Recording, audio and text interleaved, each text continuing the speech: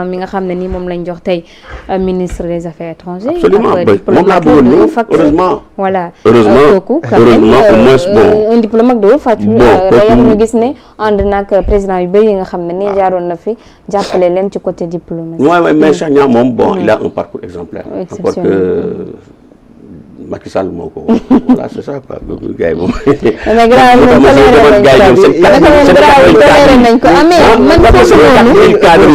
dama xamul aussi loo leen bëgg finalement gouvernement bi nekkul ñëpp waa Pastef la donte am na ministères yoo xam ne ay ministères stratégiques la comme intérieur ak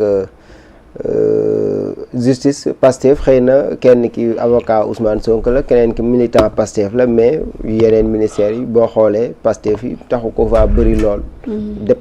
départage nañ ko comme ni nga xamante ni aussi noonu lañ ko nemmeeku woon ci premier gouvernement ba ndax loolu aussi d'une part mënuñoo jàpp que ne nekkul pàccoo boo xamante ni tout simplement moom lañ teg. xam nga Aziz gouvernement bi boo xoolee ñaari tendance ñoo fa nekk.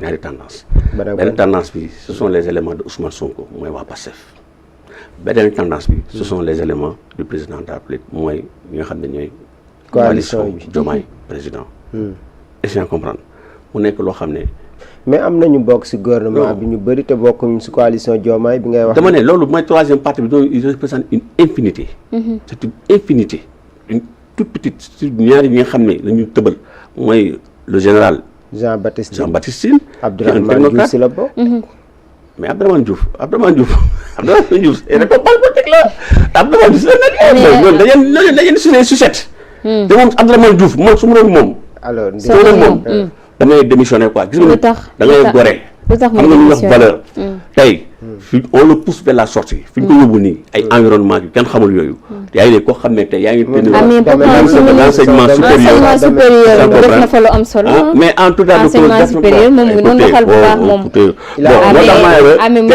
ñun ay étudiants quel que soit alpha tey jii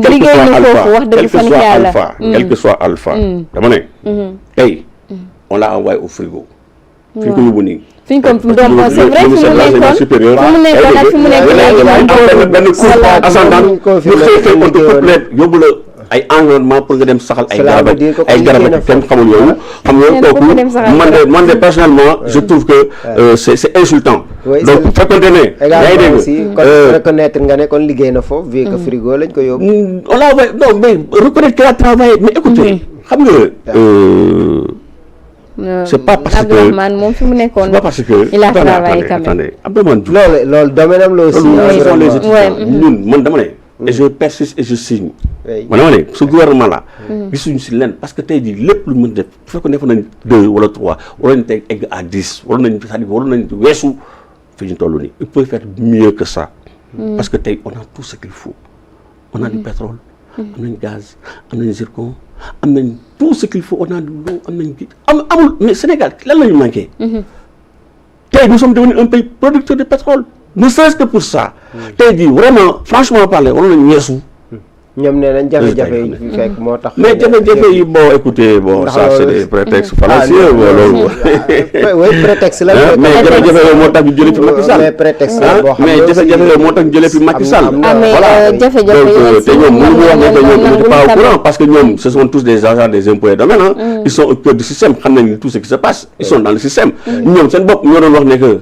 xam nañ lépp Macky Sall di def tout ce qui se passe xam nañ on est au courant de tout li muy ndekkee sax xam nañ ko li muy reeree xam nañ ko donc ñoom ñoo ko doon wax man ce qui est paradoxal mooy ñoom bi nekkee dans l'opposition mais ils étaient au courant de tout xamoon na ne lépp lu xew mais bizarrement tey bi leen Sénégalais joxe 54% leen 130 députés comme par extraordinaire kooku ñu amoon fuite de mémoire quoi mais est-ce que foofu it nekkul ne yéen a yàkkamti monsieur Maïga ndax yéen a yàkkamti non mais c'est vrai 18 mois mais quand même bu ñu xoolee ñoom seen discours boo xam ne andi nañ ko moo di pays en ruine pays bu dëkk boo xam ne nii lu bëri fekkuñu ko fi donc wax dëgg fa ne yàlla je pense que ne est-ce que yéen waroo leen koo may waroo leen may ay temps gis nañ ne opposants yi si boppam ñoo yàkkamti gis nañ ne critiques yi ci côté yëpp la ci lépp lu ñu def rek baaxul quand même. donc tu sais daal wax benn affaire.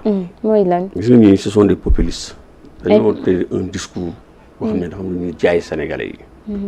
c'est comprendre defal leen ay promesses yu dul jeex ay dañ voter la loi contre par exemple criminaliser l'homosexualité, on va supprimer les comment ça s'appelle, les fonds, la caisse noire. C'est haram. D'un appel à candidature, n'est-ce pas? En prison, on va mettre en place un juge de liberté. Président de la République, mais des promesses, tout dire. C'est ce qu'on appelle un discours populiste. Alors, les Sénégalais. Sénégalais, jusqu'à concurrent de 54%, jusqu'à concurrent de 130 députés. Et sans comprendre. Mais le pire ennemi du populiste, c'est l'exercice du pouvoir. C'est l'exercice du pouvoir. Parce que c'est ça qu'on appelle en droit du dol. Ils ont usé de manœuvres dolosives pour abuser de la confiance des Sénégalais. Nous donnons un suffrage à 54%. Ils sont dans l'impossibilité, dans l'incapacité, pour satisfaire promesses qu'ils ont dit. Ils ont tout. Ils ont tous les leviers. Premier ministre, autorité, on a un problème d'autorité. Mais il a tout.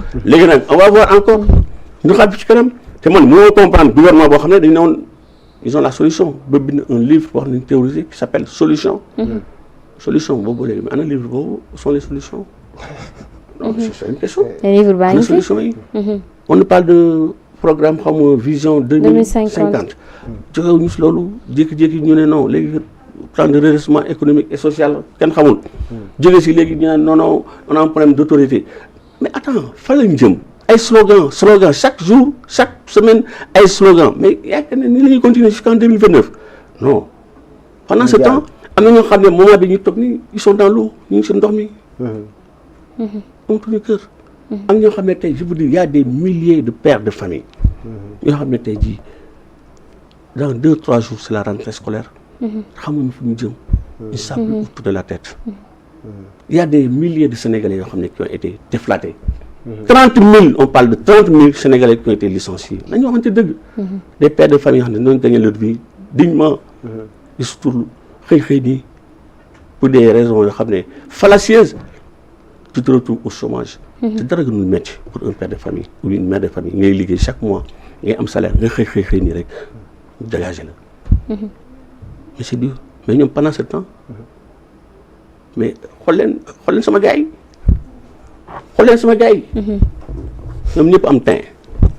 Teint nag moom am teint. ku sangu am teint ñoom ñëpp nii gars yi moom koo ci gisoon. naka ku sangu am teint gis tey. Mandataay. di rouler ci ay oto yu bakkane. Des 8-8 yoo xam ne saa bu la rombee rek mais mandataay yi. Ay cortège avec l'argent du contribuable. Dem mu naan dañuy jënd ay oto pour les députés, des voitures de 50 millions dans un pays qui est en ruine. En